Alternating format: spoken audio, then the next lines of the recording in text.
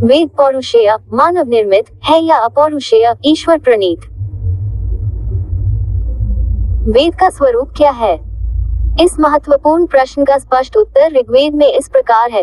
वेद परमेश्वर के मुख से निकला हुआ परावाक है। वह अनादि एवं नित्य कहा गया है। वह अपौरुषेय ही है। 8 इस विषय में मनुस्मृति कहती है कि अति प्राचीन काल के ऋषियों ने उत्कट तपस्या द्वारा अपने तप पूत हृदय में परावाक वेदवाग्मय का साक्षात्कार किया था। अतः वे मंत्र दृष्टा ऋषि कहलाए। ऋषियों मंत्र दृष्टार। बृहदारण्यकोपनिषद में उल्लेख है, अस्य महतो भूतस्य निश्वसितमे तद्यद् ऋग्वेदो यजुर्वेद।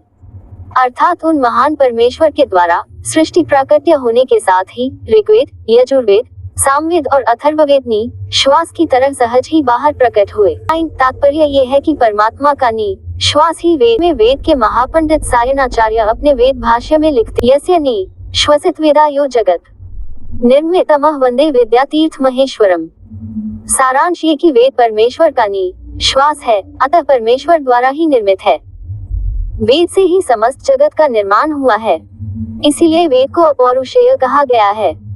सायणाचार्य के इन विचारों का समर्थन पाश्चात्य वेद विद्वान प्रोजीरो विल्सन, प्रोजीरो मैक्सिमुलर आदि ने अपने पुस्तकों में किया है।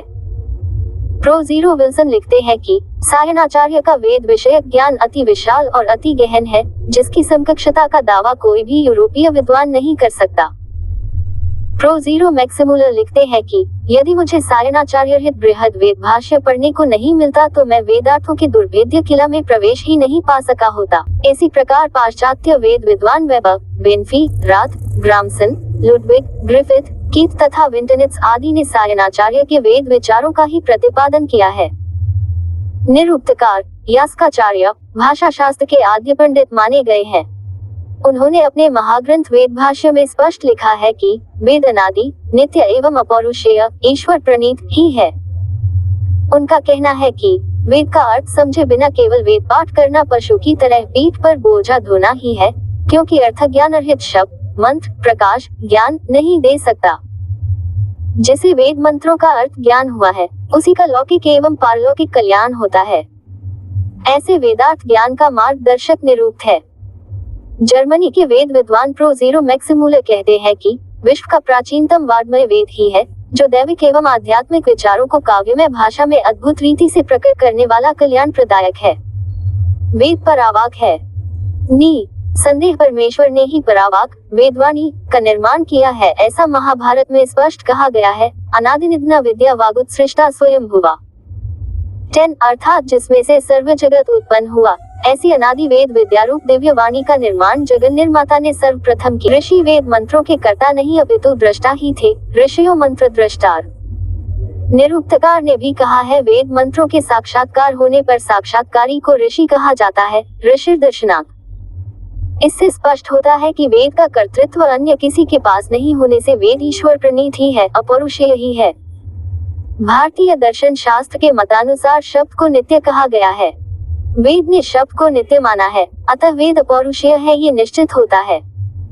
निरुक्तकार कहते हैं कि नियतानुपूर्व्या नियत्वाचो युक्तया, अर्थात शब्द नित्य है, उसका अनुक्रम नित्य है और उसकी उच्चारण पद्धति भी नित्य है, इसीलिए वेद के अर्थ नित्य है।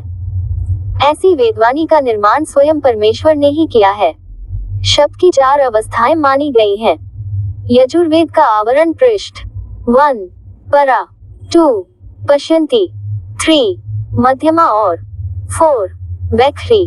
ऋग्वेद में इनके विषय में इस प्रकार कहा गया है, चत्वारि वाक् परिमिता पदानि तानि विदुर ब्राह्मणा ये मनीषिन् गुहा त्रीणि निहिता नेग्यन्ति तुरीयम वाचो मनुष्य वदन्ति।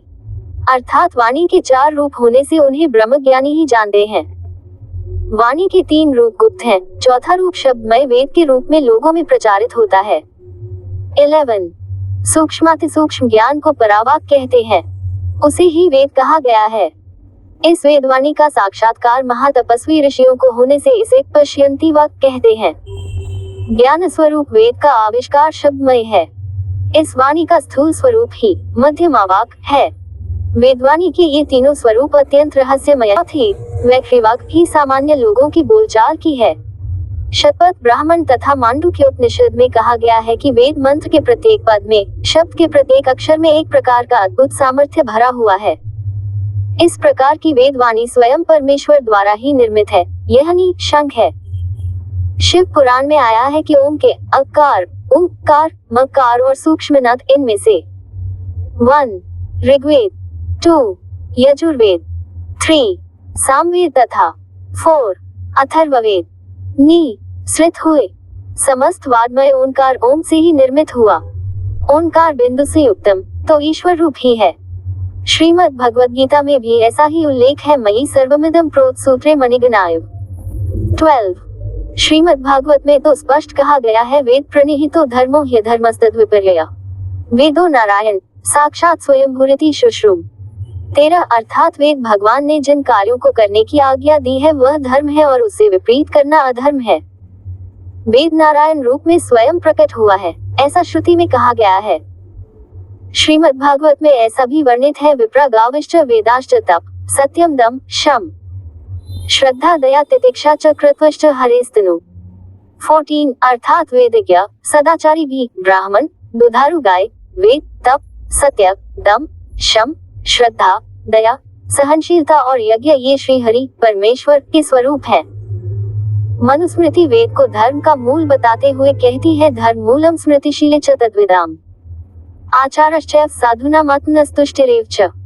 15 अर्थात समग्र वेद एवं वेदज्ञ मनु, पराशर, याज्ञवल्क्य आदि की स्मृति, शील, आचार, साधु, धार्मिक के आत्मा का संतोष ये सभी धर्मों के मूल है।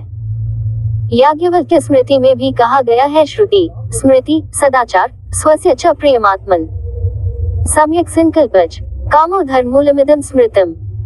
16 अर्थात श्रुति स्मृति सत्पुरुषों का आचार, अपने आत्मा की प्रीति और उत्तम संकल्प से हुआ धर्माविरुद्ध काम ये 5 धर्म के मूल है। इसीलिए भारतीय संस्कृति में वेद सर्वश्रेष्ठ स्थान पर है। वेद का प्रामाण्य त्रिकाला बाधित